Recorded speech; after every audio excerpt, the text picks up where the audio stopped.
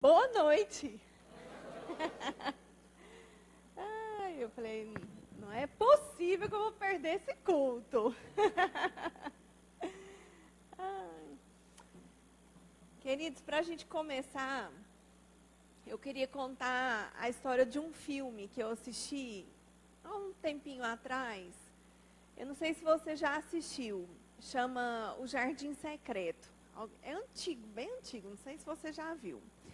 É um filme de criança e eu procurei esse filme para assistir um dia com os meus filhos. E quando a gente começou a assistir o filme, eu gostei mais do que eles. Não sei se isso acontece com você, mas eu gostei mais que eles. E é uma história bem interessante, eu queria contar para vocês, para a gente começar, porque eu acho que eu creio que vai edificar você. Amém? Esse filme, ele conta a história de uma menininha que ela perde os seus pais num acidente de navio. E ela sobrevive, só que ela não tem irmãos, os pais morreram, né? E ela vai morar na casa de um tio, só que ele não é tio de sangue. A esposa dele era irmã gêmea da mãe dela. E só que essa tia dela também já tinha morrido, então ela foi morar na casa desse tio. Só que era uma casa enorme, parecendo um castelo. E ela foi morar lá e os empregados daquela casa receberam ela, só que o tio nem aparecia para vê-la, né? E só os empregados que cuidavam dela. Eu estou passando frio em Fortaleza. Será que a gente pode fazer alguma coisa com esse ar aqui? Que coisa, pessoal, Fortaleza é quente, mas eu só passo frio nessa cidade. Aí, continuando o filme, aí ela criança, né, bem curiosa e tal. Só, de repente, ela começa a ouvir nas madrugadas uns gritos. E ela, bem curiosa, vai atrás para descobrir o que é. E ela descobre que é um menino da idade dela, mais ou menos da idade dela, que ficava preso num quarto. E ela vai descobrindo, ela começa a se aproximar dele, e ele, não se aproxime de mim, você tem germes, você vai me contaminar. E o menino só ficava na cama. E ela descobre que aquele menino, ele nasceu prematuro. A mãe, que era a tia dela, né? Parece que ela teve uma queda e por causa dessa queda, um bebê nasceu e a mãe morreu no parto. Então ele nem conheceu a mãe. E ele nasceu muito pequenininho, muito frágilzinho. Então o pai pediu e os médicos, né? Era um filme bem antigo, né? Que mostra naquela época que tinha castelos e reis e tudo. E coloca aquele menino no quarto, porque eles achavam que ele ia morrer a qualquer momento. Então, ele é criado dentro de um quarto. E naquela época, a medicina, né, não era assim muito desenvolvida, não era nada desenvolvida. E eles achavam que o ar puro, o sol, ia ferir aquele menino. Então, aquele menino cresceu deitado numa cama, ele era branco. Ela falava, você é branco como uma vela, né? Branco, fechado dentro daquele quarto, sem amigos, nunca tinha ido para a escola. O pai dele praticamente não ia visitá-lo lá no quarto. E ele ficava lá, preso, fechado naquele lugar. E aquela menina começou, não, você tem que ver o sol, você é muito branco. E um dia ela abriu a janela. Né? E ele ficou bravo, não, você não pode fazer isso, a janela tinha madeiras assim pregadas e tal. Mas ela começa a contar para ele a respeito da vida que tem do lado de fora do quarto dele. Então ela começa a falar assim, olha, aqui na casa do seu pai tem muitos jardins. E eu falei com o seu pai, ele me disse que ia dar um jardim para mim. E ele falou, você falou com o meu pai nem vem me ver, e você falou com o meu pai. E ela falou, eu falei. Que ela conseguiu falar com esse tio pouquíssimas vezes. Ele nem olhava para ela, ele era meio corcunda, assim, andava baixo, não queria nem olhar, um semblante triste. Mas ela falou assim, eu só quero te pedir uma coisa, ela falou para o tio, eu quero um jardim aqui do seu castelo. E ele falou que ela podia escolher um jardim, só que ela já estava de olho no jardim. de um jardim, era um castelo muito grande, mas tinha um jardim que ele era todo fechado, murado, e ela acabou descobrindo um jeito de entrar ali, gostou daquele lugar. Então, quando ela pediu para o tio, ela já sabia o que ela queria. E quando ela contou para o primo, aí o primo, mentira sua, ela é verdade. E olha, naquele jardim, eu vou cuidar daquele jardim, ele vai ficar lindo. E ela ficava estimulando ele para contar as coisas que tinham lá do lado de fora. E o dia que as empregadas do castelo descobriram que ela estava conversando com o menino, mas elas fizeram um escândalo. Você vai matar ele. Ele não pode conversar com ninguém. Você tem que usar máscara, você tem que usar luva para poder entrar aqui e tal. E ficaram bravos, proibiram a menina de ir lá, só que ela continuou indo escondida. Essa menina, ela também fez amizade com um outro gurizinho que tinha, que ele era irmão de uma das empregadas. E ele entendia tudo de planta, ele entendia tudo de jardim, de animais, e ele ajudou ela a cuidar daquele jardim. Enfim, o jardim começou a florescer e tal, e a menina continuava visitando escondido o primo. E sempre ia contando as novidades. Ela falava para ele, você precisa ir lá de fora, você tem que ver o que está acontecendo. E o menino falou que ia, então ele falou para as empregadas, eu vou e eu vou com ela. E as empregadas ficaram doidas, seu pai está viajando, você não pode fazer isso, você vai morrer, não sei o que, aquele escândalo. E não queria que ele fizesse nada, aí pegaram a cadeira de roda, tinha uma cadeira de roda e colocaram, parecia mais sabe aqueles carrinhos, é um carro de 3 rodas, na verdade, parecia quase um triciclo, né? A cadeira de roda dele, e levaram ele na cadeira de roda, e eles acabaram levando ele para esse jardim, e ele começou a participar da plantação daquele jardim, aquele jardim foi florescendo, a estação foi mudando, e o jardim foi ficando aquela coisa mais linda, e o menino, todos os dias, agora, ao invés de ficar no quarto, ele começou e ele começou a ficar animado, ele era mal-humorado, ele era chato, ele chorava o tempo todo, mesmo tendo aí por volta dos seus 8, 9 anos, ele chorava todo o tempo, mas parecia um bebezinho.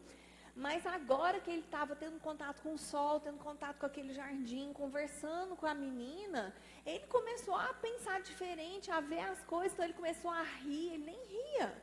Aí ele não chorava mais, ele ria, e eles levavam ele naquela cadeira de roda, colocavam ele lá sentado na grama, e ele ficava, de certa forma, ajudando. E um dia eles estavam lá no jardim, e apareceu eu acho que era uma ovelhinha, era um bichinho desse, uma ovelhinha, que tinha acabado de nascer. E você já viu quando um bezerrinho, ou um cavalinho, como é que fala de cavalo? Outro, né? Eu fiquei com medo de falar errado, mas é isso aí, né? Então, um potrinho, né? Nasce, né? Uma ovelhinha. Quando você vê, você já viu como é que é? Quantos aqui já viram? Quando nasce, quando eles começam a andar. Eles estão todos assim, dobrados, né? Aí eles vão se esticando e eles vão se equilibrando, até que eles se equilibram meio assim, e de repente eles andam. E uma ovelhinha tinha nascido e ele ficou olhando. E o menino, que era o tal do doente, né? Junto com os outros dois, a prima e o amigo da prima, eles começaram a olhar aquele gurizinho, aquele bebezinho de ovelha. E eles ficaram olhando, e quando ele levantou e andou, eles ficaram olhando para o bebezinho, para a ovelhinha, o filhotinho, e olhava para o menino doente, olhava para a ovelhinha, olhava para ele, e eles falaram, por que você também não tenta? Porque ele não andava. E ele falou, mas minhas pernas não funcionam, minhas pernas são doentes. Aí a menina olhou para ele e falou assim, quem disse que a sua perna é doente? A sua perna é igual à minha. E eles pegaram e levantaram o menino, e o menino fez assim, e não é que o menino andou? Quase que a gente dá um glória a Deus, né? Mas não foi cura divina, então a gente não fala nada. Mas o menino começou a andar. Só que ele fingia que não estava andando. Ele só andava no jardim. Quando ele ia para casa, ele continuava, porque ele queria fazer uma surpresa para o pai dele. E teve até um dia que ele estava sentindo uma dor lá e as empregadas acharam que era da perna e vieram com pressa, porque achavam que ele não andava. E ele, ai meu Deus, ele já não sabe, que ele sentia tudo. Elas achavam que ele não sentia a perna, olha só. E o dia que o pai chegou, o pai viu ele brincando, viu ele no jardim, viu o jardim todo transformado, florido, e viu o menino andando. E o menino saiu correndo e abraçou o pai, aquela cena emocionante. Por que eu estou contando esse filme para vocês? Contei até o fim, né? Então, já estraguei a brincadeira, né? Se você quisesse ver, já estraguei. Mas, eu estou te contando, querido, por um motivo. Eu achei um espetáculo a história desse filme, porque é a história de um menino, e que desde o dia que ele nasceu, todo mundo achava que ele não podia viver, que ele não ia sobreviver. E na medida que o tempo ia passando, todos tratavam ele, o pai, os empregados, os médicos, tratavam aquele menino como um menino doente. E porque eles tratavam o menino como um menino doente, ele era doente. Eles tratavam aquele menino como se ele não pudesse andar, então ele não andava. E o que eu quero trazer para vocês nessa noite é que existem coisas que nós temos feito na nossa vida, na nossa família, nas nossas amizades, no nosso relacionamento com o nosso cônjuge, né? Marido, mulher, com os filhos, com os pais. Tem alguns relacionamentos que a gente tem estabelecido na nossa família e no nosso trabalho e outros tipos de relacionamento, que a gente tem olhado para as pessoas como se elas fossem incapazes de fazer algumas coisas. Só que na medida que a gente trata a pessoa como incapaz, você sabia que de tanto a gente dizer para alguém que ela é incapaz de fazer algo, ela começa a se sentir incapaz e ela começa a agir como se ela fosse incapaz? Você sabia que tem filhos que os pais, quando ouvem falar do filho, como o filho é, quando o pai começa a ouvir a respeito do filho, o pai fala, você está falando do meu filho? Esse nem parece o meu filho, que em casa ele é assim. Porque em casa o filho é um reflexo do estímulo que ele recebe. E lá fora, talvez ele tenha tido outros tipos de estímulo, talvez estímulos ruins, antibíblicos, e ele tem reagido de acordo com aqueles estímulos, porque em casa ele não recebe estímulo. Em casa ele é um paralítico. Em casa ele é um doente. Ele é tratado como doente. Eu não digo fisicamente, eu digo na capacidade de mudar, na capacidade de ser. E eu quero trazer uma reflexão para você em como você tem lidado com seus relacionamentos. Como que você tem tratado o seu marido, a sua esposa, o seu namorado, sua namorada? Como que você tem tratado os seus filhos ou seus pais? Você que tem pais idosos, como que você trata os seus pais? Que tipo de estímulo você tem dado? Como você tem visto os seus pais? Como você tem visto os seus filhos? Qual é o seu olhar em relação ao seu marido, à sua esposa? Que tipo de coisa você vê nele e você vê, quando você olha, é como se aquilo fizesse parte da pessoa. Sabe? É assim, é um rótulo. Aquilo não é só o João. É o João que não anda. É o João que não pode pegar sol. É o João que só chora.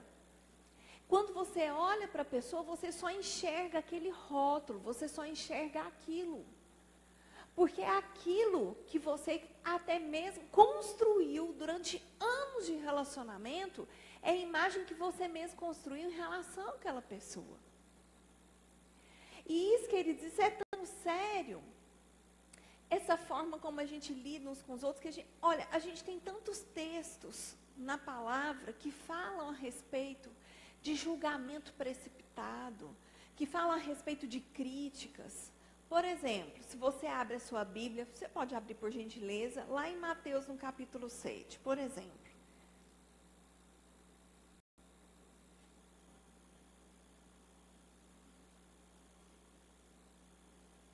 Mateus capítulo 7.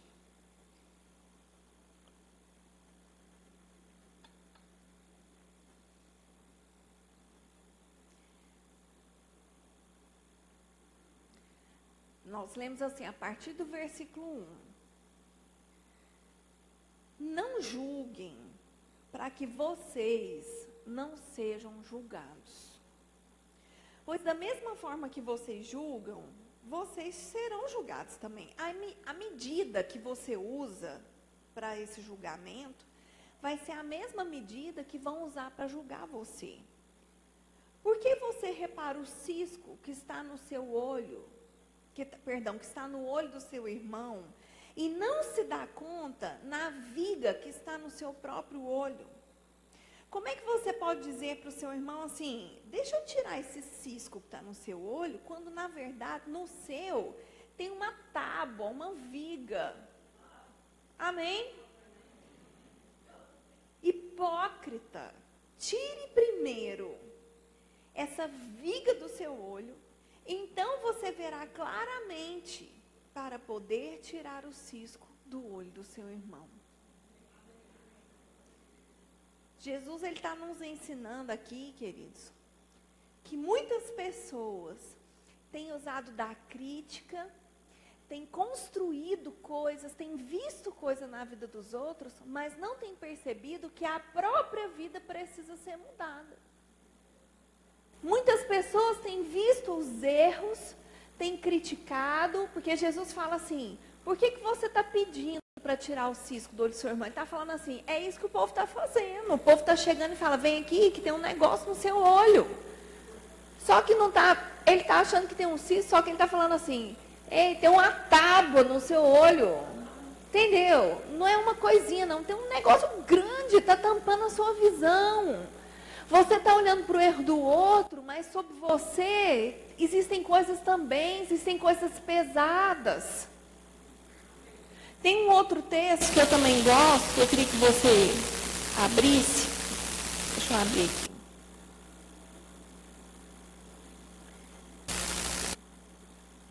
aqui. Mateus também, no capítulo 18, a partir do versículo 23.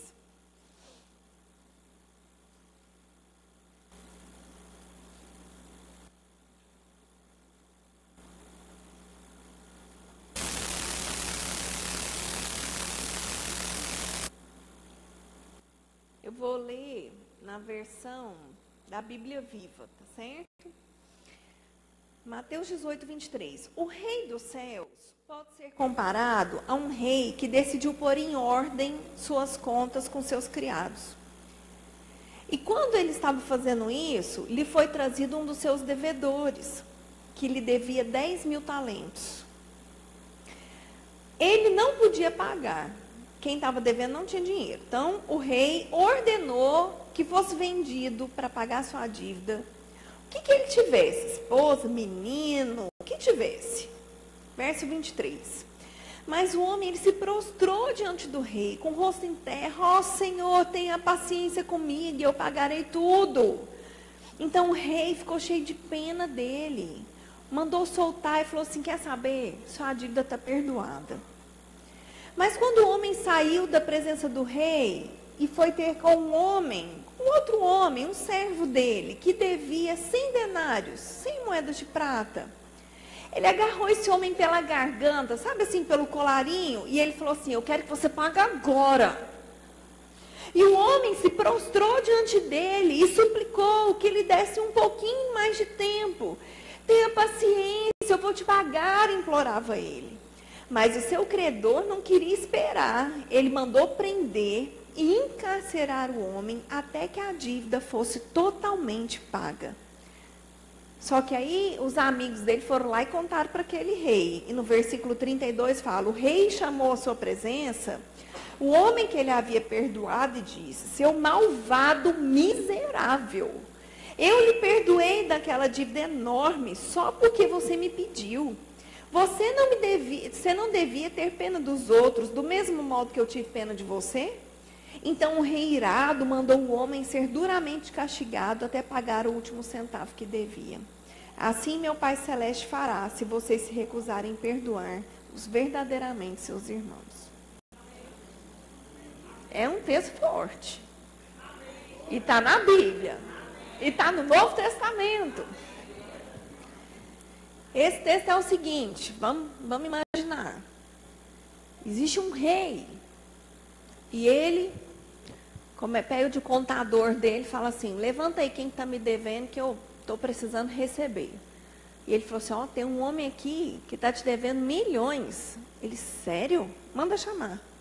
Aí quando chamou, o abençoado ajoelhou, não, me perdoa. Ele falou, vai vender menino, cachorro, periquito, eu quero que você me pague. Não, por favor, eu vou pagar. Ele, aí, falou, meu Deus, o homem se humilhou. Eu acho que ele se arrependeu de ter feito aquela dívida. Aí ele ficou com aquela compaixão tão grande, aí ele falou, tá bom, não, eu acredito em você. Eu acredito, levanta, faz assim, esquece. Tá perdoado, não precisa de você fazer nada. Tá perdoado. E o homem vai embora. E ele está andando pela rua, indo para casa, tranquilão. Quando ele olha, lá na padaria do seu Zé, está o Manuel, que deve para ele 100 reais. E ele falou, mas é hoje que eu te pego, Manuel. Pega o Manuel pela camisa, assim, pelo colarinho, e fala, você está me devendo 100 reais? Isso é um absurdo. Me paga agora. Ele, não, por favor, a minha esposa ficou doente, eu não tive dinheiro, me dá mais um tempo, eu estou trabalhando, eu vou conseguir ajudar. Você não tem? Você não tem 100 reais? Você vai ser preso agora. Guardas, prende esse homem. E o homem foi preso. Quando o rei ficou sabendo, ele falou assim, eu não estou te entendendo, não. Eu te perdoei milhões. Milhões. E você não perdoou 100zinho. E ele disse, Jesus disse, assim é o reino de Deus. Queridos, Deus perdoou você de uma dívida impagável. Sabe que dívida é essa? Todo erro, todo pecado que você cometeu, não importa que pecado foi, não importa se para mim é um pecado horroroso, não importa, Deus perdoou você. E Deus não só perdoou, mas Deus derramou em você o amor dele. Deus ama você, querido, desde o momento que você se prostrou e falou, me perdoa, Deus, de tudo que eu fiz, eu te devo milhões e milhões e eu não sei nem como pagar. E Deus diz, não precisa pagar, já está pago. E Deus, depois disso, além disso, ele falou assim, ó, além de te perdoar, eu vou te dar um grande presente. Esse presente se chama salvação. Junto com esse presente, dentro desse presente, existe cura, existe libertação, existe provisão para tudo que você precisar. Um amor tão grande vai ser derramado no seu coração, nunca você vai se sentir sozinho. Foi assim, querido, que Deus te amou. Foi assim que Ele tem amado você. Só que quantos de nós, apesar de ter recebido tanto amor, apesar de todos os dias termos oportunidade de sermos lavados pelo sangue do Cordeiro, você tem noção que tem pessoas que estão aqui nessa noite que tiveram um livramento de morte hoje? Sim. Sim. E você tem sido guardado, você tem sido protegido. E qual é a sua relação com as pessoas que você tem convivido? Como é que você tem se portado diante de outras pessoas? Você recebe uma porção de amor, de perdão. Deus fala assim, eu aceito você como você é. E como que você faz em relação ao seu marido, à sua esposa? Tem pessoas que são especialistas em fazer crítica. Especialistas. Tem aqueles que são assim muito organizados, muito certinhos, né? E não gosta de nada fora do lugar. E quando vê uma coisa fora do lugar, aí vai lá e não espera nem um pouquinho, vai lá e critica aquilo. E critica aquilo. Não tem aquela paciência de de conversar, de ensinar, é rigoroso naquilo. Para ele tudo tem que estar tão perfeito. Agora, o problema do perfeccionista é quando ele encontra outro perfeccionista que enxerga nele tantos erros que nem ele mesmo sabia que ele tinha. Existem aquelas pessoas que elas criticam, que elas apontam, porque elas têm problema com elas mesmas. E é melhor eu criticar antes que o outro veja o meu erro. Tem pessoas que têm problema de autoestima. Não acredita no próprio potencial, acha que é feio, acha que não faz as coisas direito, mas só que disfarça bem. E como que ele disfarça? Ele critica o outro para que o outro se sinta tão pequeno que não perceba que quem é pequeno é ele.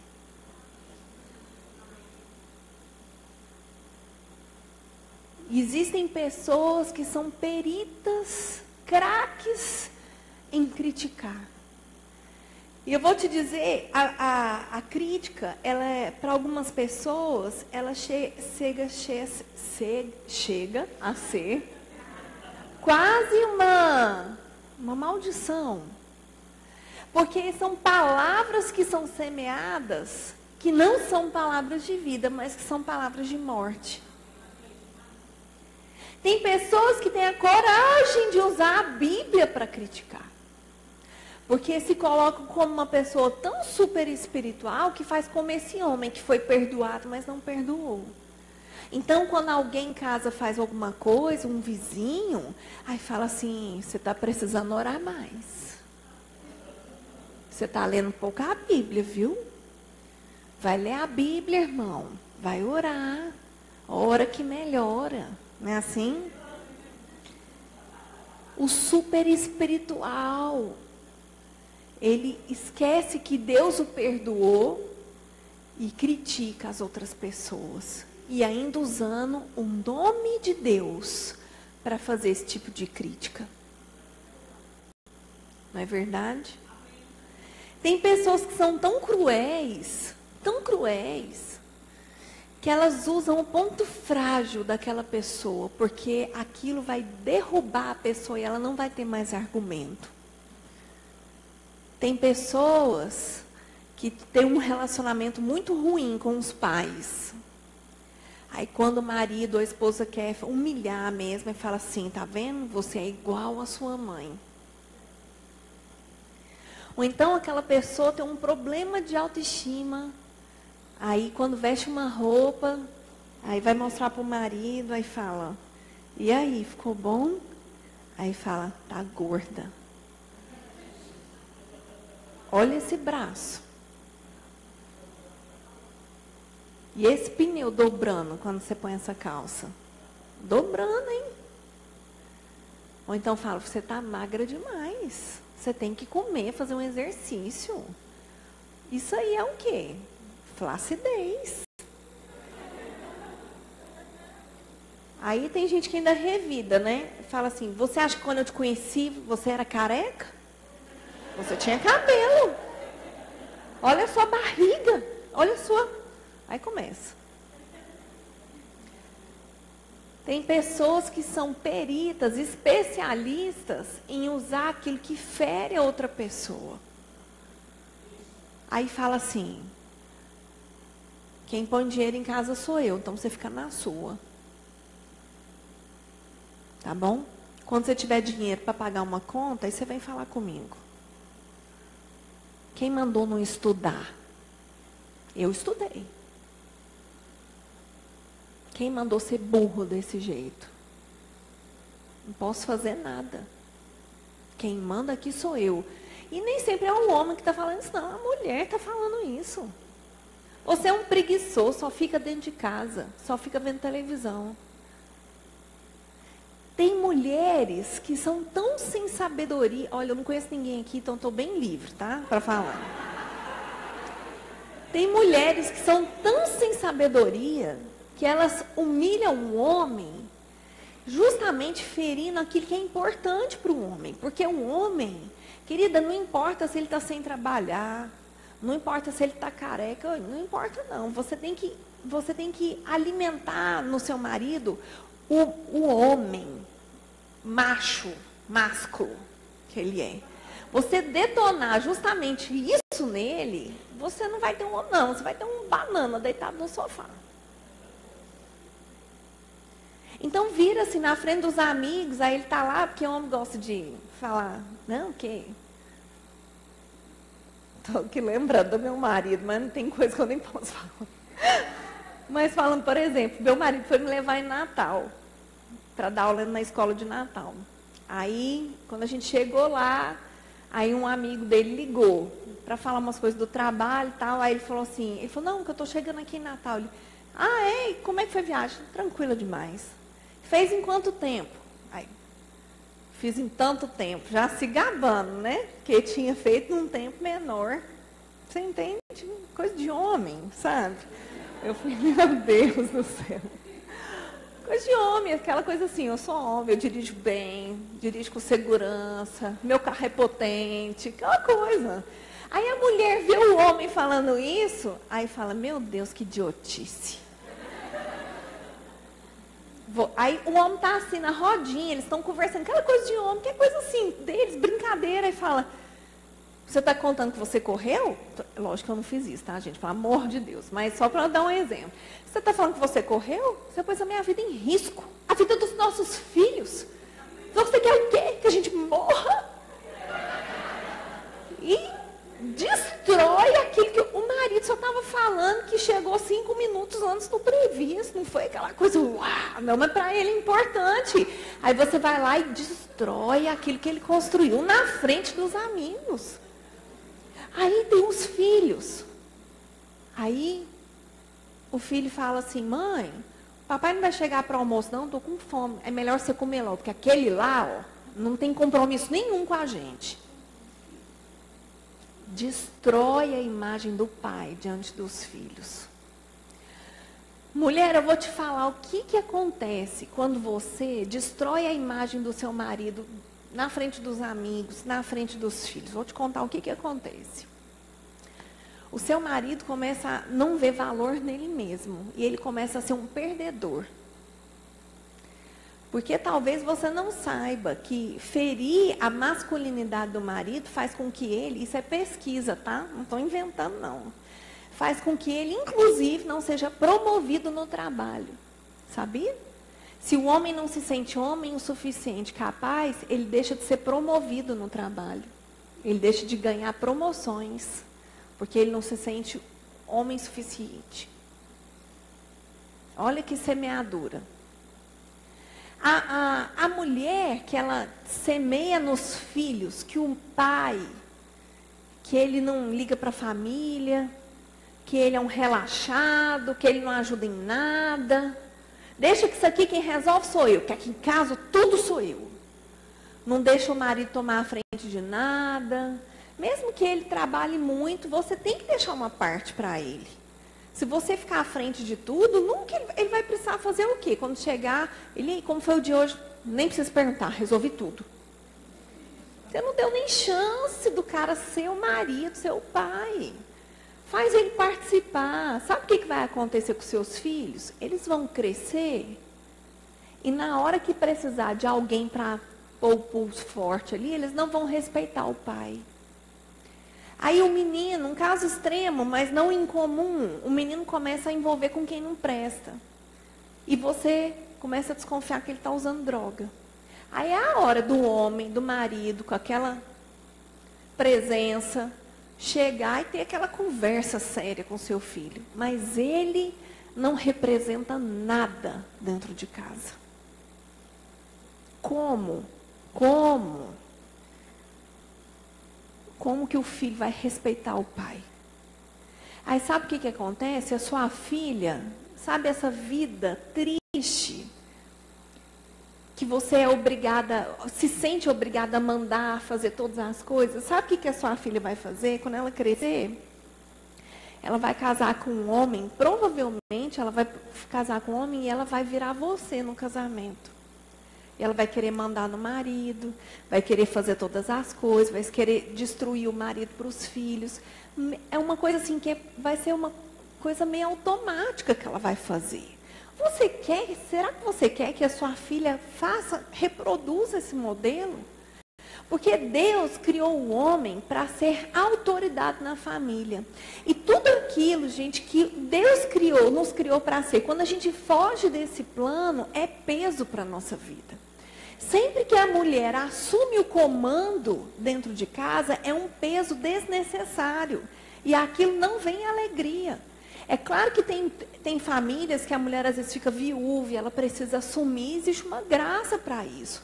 Mas quando existe um casamento que os papéis podem ficar bem definidos e a esposa resolve tomar a frente daquilo, aquilo traz tristeza para ela. Ela não se sente feliz.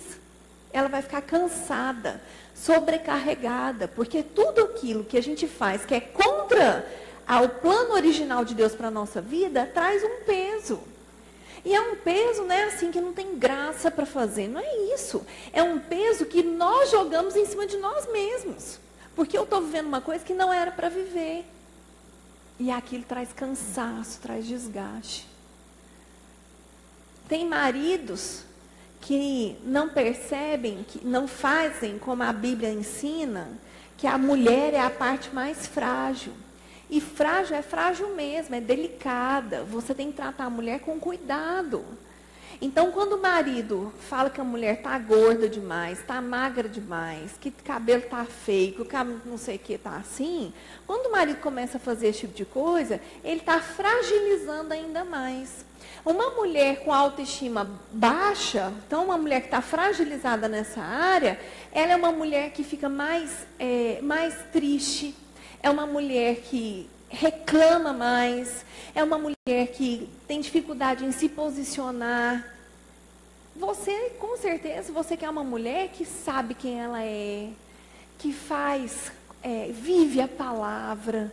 Querido, uma mulher que vive a palavra, uma mulher que sabe quem ela é uma mulher resolvida.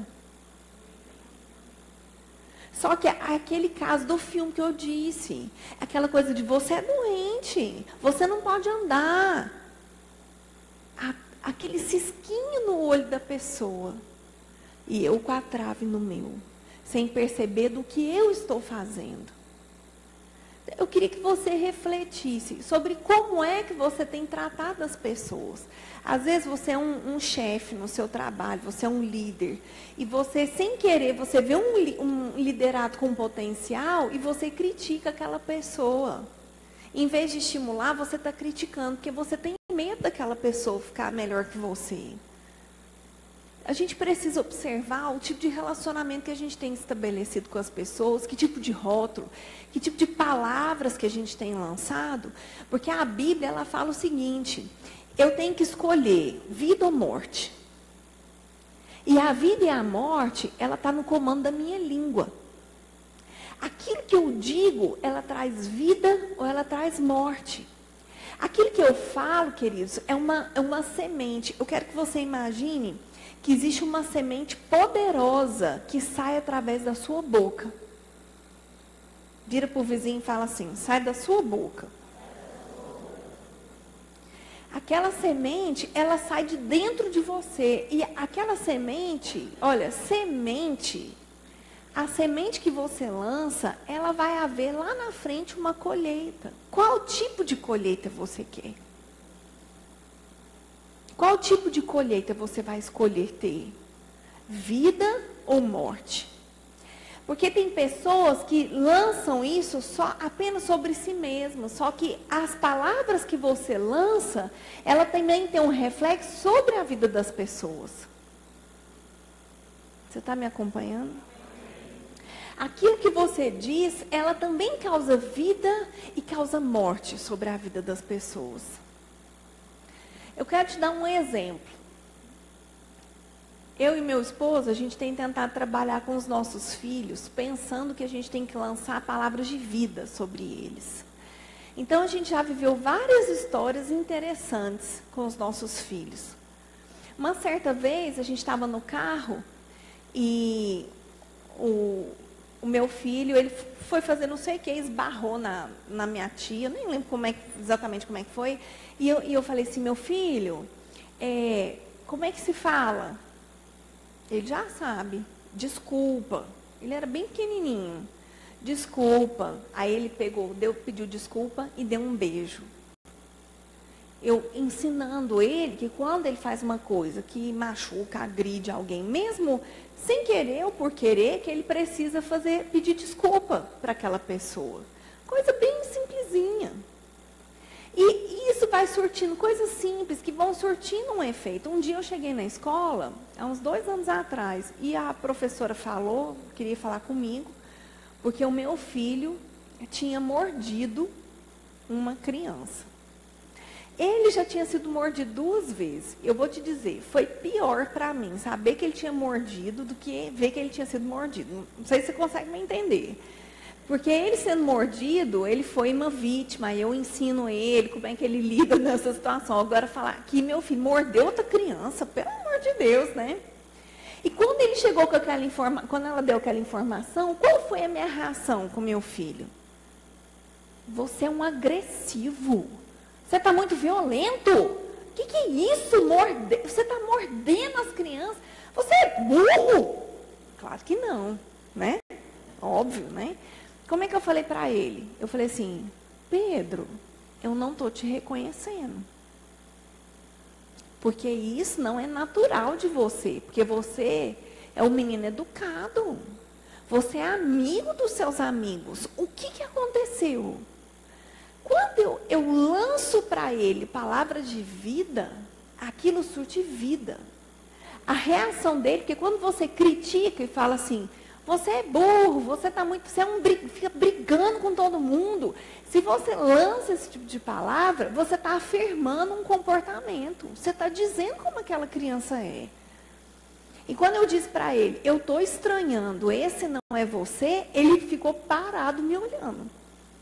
Que ele estava esperando levar uma super bronca, né? Claro que existiu toda uma parte de correção, óbvio, né? Mas ele ficou parado. Aí eu falei, o que aconteceu? Que você não é assim?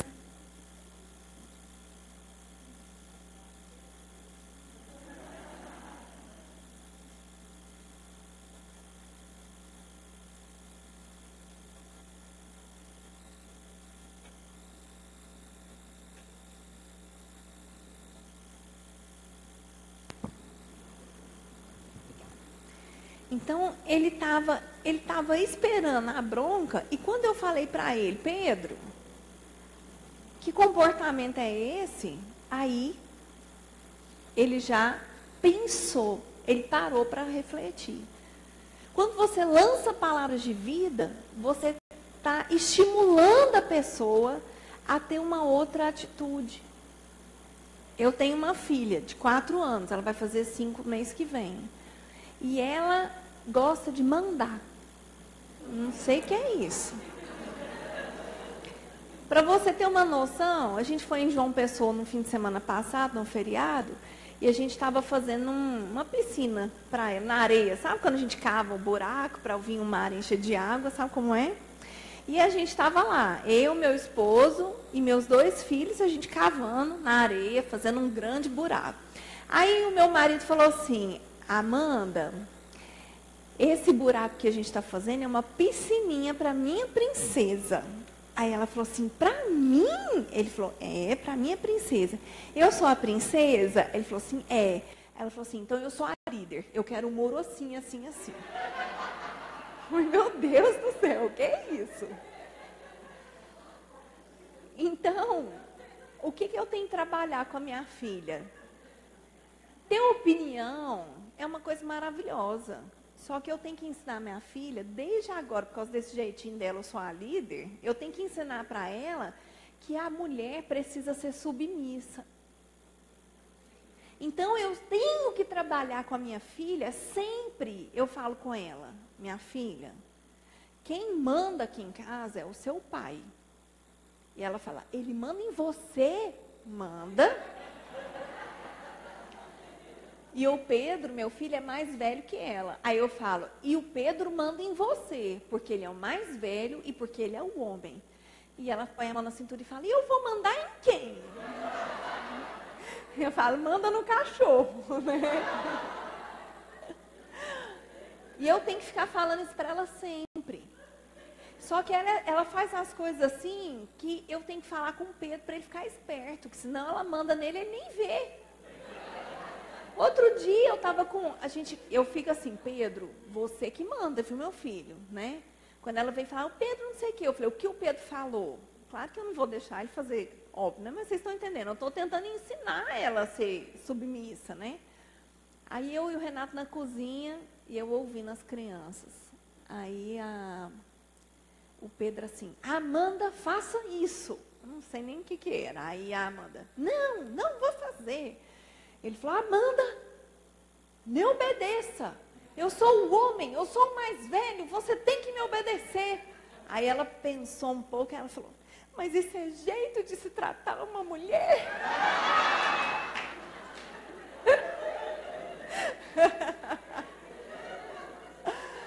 Meu Deus. Eu preciso lançar sobre ela palavras de vida. Algo que construa nela o padrão de Deus. Sabe por quê, queridos? Porque os desenhos hoje, eles ensinam que as mulheres são mais inteligentes que os homens. Então, você vai ver a Peppa Pig, por exemplo. Não sei quem sabe quem é a Peppa aqui. Mas a tal da Peppa, a Peppa domina tudo na casa dela. E ela chama, quem assiste aqui já viu, ela fala que o pai dela é o quê? Quem sabe? Bobinho. Ela fala, papai bobinho. Então, é uma coisa assim tão complicada que eu preciso, a minha filha, se ela assiste Peppa Pig, ela tem aquela visão, a menina é mais inteligente. Vocês acham que não? As crianças percebem isso. E se o meu filho assiste? Se o meu filho assiste, ele vai aceitar esse tipo de coisa.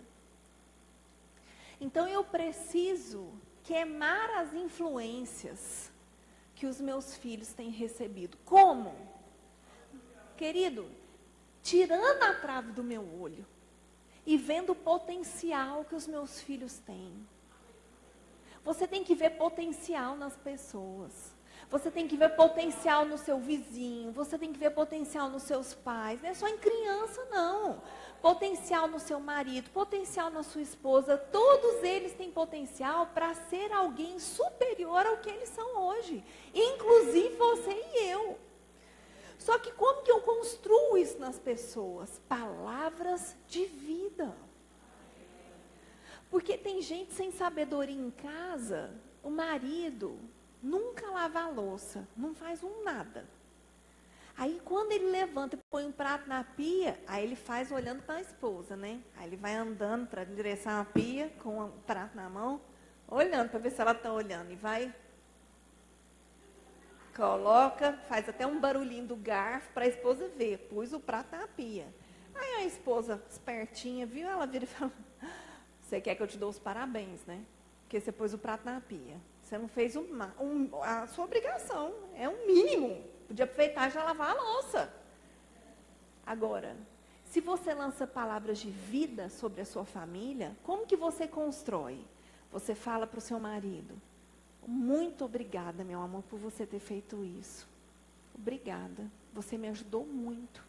Aí você fala, mas só foi um prato. Sim. Mas se você lança palavras de vida, você constrói algo nas pessoas. Vamos abrir a nossa Bíblia lá em Tiago, no capítulo 3.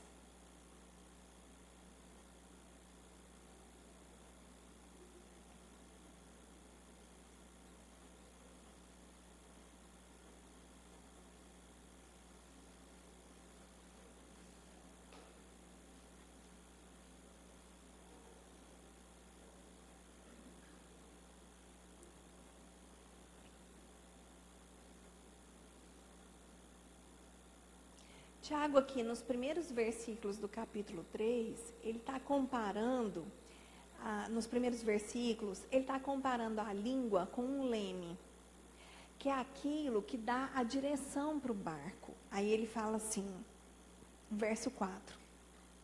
E um leme minúsculo faz com que um navio enorme se volte para qualquer lado que o piloto queira que ele vá.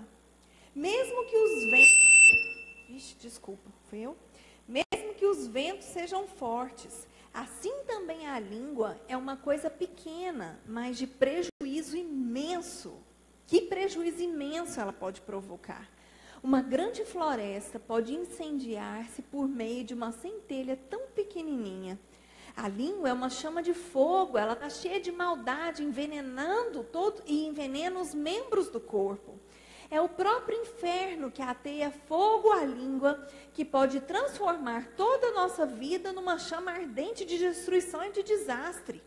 Os homens têm domesticado ou podem domesticar qualquer espécie de animal ou ave que tem vida e qualquer espécie de serpente e peixe.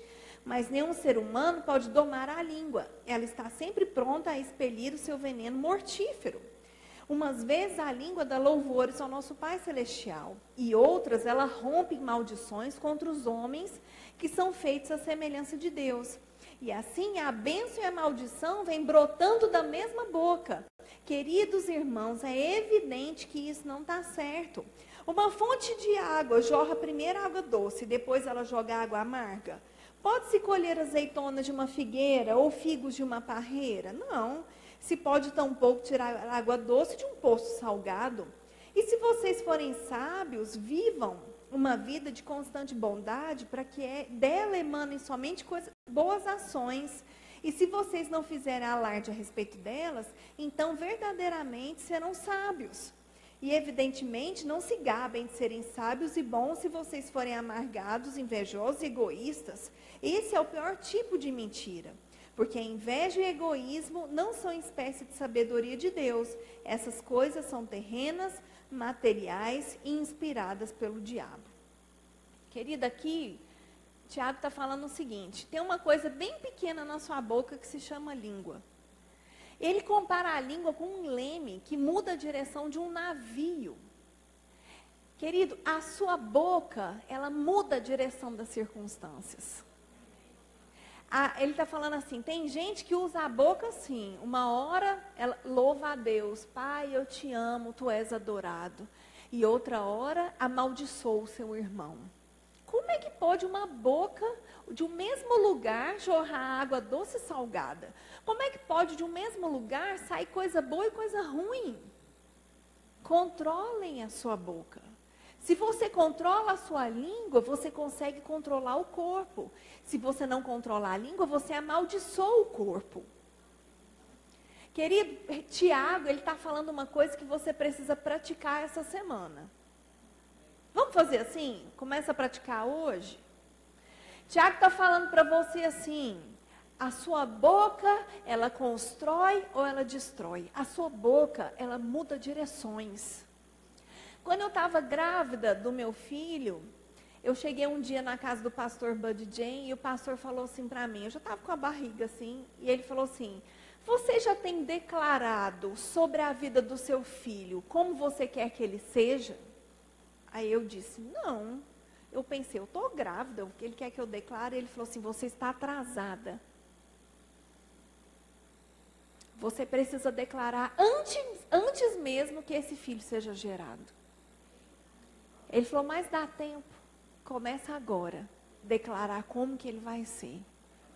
E eu comecei a dizer coisas no meu ventre. Comecei a declarar como que o Pedro ia ser. E quando eu desejei ter a Amanda, eu já comecei a dizer como ela seria. E quando eles nasceram, eu cantava para eles. Mas eu não cantava boi, boi, boi. Eu não cantava isso para os meus filhos. Eu ficava salmodiando. E entre aquilo que eu cantava, porque eu sou meio desafinada, mas eu acho que eles gostavam. E no meio daquilo que eu cantava, eu dizia. Eu falava, Amanda, você é uma princesa. E eu começava a dizer, você é uma mulher cheia de sabedoria. Você é uma mulher que vai se submeter. E eu começava a dizer como eu quero que a minha filha seja. Como eu quero que a minha filha seja. Outro dia eu estava compartilhando com uma pessoa que trabalha comigo, eu disse para ele, até hoje a Amanda não dorme a noite toda. Ela tinha 3 anos, ela ia fazer 3 anos, foi começo do ano passado. E ele falou assim, Clícia, eu vou te dar uma dica que a minha mãe fazia conosco. A mãe dele é a Marisete Garcia. Quem está fazendo escola de ministro teve aula com ela, né? O nome dele é Tiago. Ele falou assim, a minha mãe, quando a gente era criança, minha irmã chorava muito à noite. E ela orava com a gente antes de dormir. Eu falei, mas eu faço isso toda noite. Nós oramos com os nossos filhos. Querido, você não pode deixar de orar em família. Não é com o filho, se você não tem filho, é com o marido. Se você não é casado, com seu irmão, com seus pais. Você precisa orar com eles. Existem coisas que são construídas. A sua língua, ela pode mudar a direção das circunstâncias. E ele falou para mim assim, além disso, além de orar, minha mãe fez outra estratégia. Ele falou que a irmã dele acordava chorando durante a noite, e a Amanda também era assim. A Amanda, ela tinha 3 anos, gente. Ela acordava 2, 3 vezes à noite, toda noite. Eu já não aguentava mais. E eu ia lá e falava, minha filha, mamãe está aqui. Quando ela chupava chupeta, dava chupeta, fazia carinho. Aí ela acalmava e dormia. Mas imagina, você levantar tantas vezes, era muito cansativo. E ele falou assim, a minha mãe, ela pesquisou versículos sobre sono. E a irmã dele, na época, sabia ler e escrever, então ela pediu ela para escrever. Como os meus filhos, na época, não sabiam escrever, eu resolvi fazer eu mesma. Então, queridos, eu peguei 4 versículos sobre sono. E eu escrevi num papel, e eu colei atrás da porta do quarto do Pedro. E todos os dias, antes de dormir, nós orávamos. E depois a gente falava, vamos agora ler os versículos para ter uma noite abençoada. Só que eles não sabiam ler. Logo depois o Pedro aprendeu e ele já me ajudava na leitura. Só que a gente leu tantas vezes, quando eu apontava para aquele cartão, a Amanda já sabia qual era o versículo, mesmo sem saber ler. E eu falava, vamos lá, quando se deitar, aí eles já sabiam tanto que eles já completavam, não terá medo e o seu sono será tranquilo. Queridos, eu vou contar uma coisa assim, eu vou te dizer, eu sei que a palavra funciona, eu sei que a palavra é a verdade, eu creio de todo o meu coração, mas se eu te contar que na primeira noite que eu li e fiz eles repetirem os versículos, a Amanda dormiu a noite toda. A Amanda dormiu a noite toda, na primeira noite. Sabe o que isso me mostra? Que a palavra funciona mesmo. Funciona para quem é pequenininho, que nem sabe ler. Funciona para aquele adulto que também não sabe ler. A palavra, ela funciona para todo aquele que confessa. A palavra funciona para todo aquele que crê. E ei, a palavra, na medida que você confessa, você gera mais fé no seu coração, mais convicção. Queridos, a palavra funciona. Dizer aquilo que Deus diz a nosso respeito funciona. Não importa a sua idade, não importa o tempo que você frequenta essa igreja, pode ser hoje o seu primeiro dia. Mas eu quero te dizer, se você abrir a Bíblia, pesquisa no Google. Pode ser, não tem problema não. Vai lá e escreve versículo sobre sono. Vai aparecer lá. Você pega e se você tem tido uma noite turbulenta, se você tem tido insônia, você não tem conseguido dormir, você acorda no meio da noite, você acorda cansado todos os dias, você acorda sem força, você fala, meu Deus, tudo que eu queria era uma noite de sono. Você ouve o barulho do mosquitinho no quarto do vizinho. Querido, eu vou te dizer, existem versículos que você pode confessar e mudar a direção. Você muda a sua história através da palavra que é declarada. Nós precisamos aprender a confessar a vida em todas as áreas da nossa vida. Confessa vida sobre as pessoas. Declara aquilo que Deus diz que ela pode fazer. Aí você fala, Clícia, mas eu vou te falar, Meu filho nem vai na igreja, meu marido não vai na igreja, meu vizinho tem um problema com meu vizinho, meu chefe você não conhece. Não importa, começa a declarar vida sobre eles. Ao invés de reclamar, ao invés de murmurar, ao invés de rotular, incapaz. Você não anda, você não fala, você não é homem suficiente, você não é mulher suficiente, você não é o homem de Deus que você fala que você é. Arranque esse rótulo, querido. Querido, existe uma chance para você construir uma vida melhor, para você ter uma família sadia, aquela família de comercial de margarina. Aquilo que você vê na televisão, você fala, meu Deus, coisa linda, todo mundo sorrindo um para o outro logo de manhã. Meu amor, minha querida, existe essa vida para você. Existe vida em tudo aquilo, querido, em que a palavra está. Existe vida em tudo aquilo que nós declaramos, que nós colocamos confiança. Tudo aquilo que você disser vida, aquilo vai gerar vida. O que você precisa de vida nessa noite? O que você precisa de vida? Clícia, eu preciso de vida para uma dor de cabeça que não passa nunca. Vamos declarar vida sobre essa dor e vamos declarar cura sobre ela. Declara, em vez de você falar assim, eu tenho uma dor horrível, você começa a dizer, eu sou curado. Você começa a mudar aquilo que você está dizendo. Qual o seu problema? Clícia, eu preciso de um emprego. Eu preciso de um salário maior. Então, para de dizer, o meu salário não dá para nada, não tem emprego, o Brasil está em crise. Usa a sua língua para mudar a direção. Muda a direção da sua vida, querido. Toma o controle da sua vida. Por que você vai deixar o jornal tomar controle da sua vida? Por que você vai deixar aquela parte da família que só fica falando mal de vocês tomar conta da sua vida? O vizinho tomar conta da sua vida? Deixa Deus tomar conta da sua vida. Deixa que a palavra seja vida, seja verdade dentro de você. O que você precisa de vida nessa noite? Clícia, o meu sonho é engravidar. O meu sonho é engravidar. Vamos declarar vida sobre o seu ventre. Começa a chamar a existência. Começa a dizer que tudo é normal dentro de você. Que não importa os médicos, eles podem ter identificado o que for, queridos. A gente não está dizendo que o médico está mentindo, não. Mas a gente está falando que a verdade de Deus é maior do que a verdade do mundo.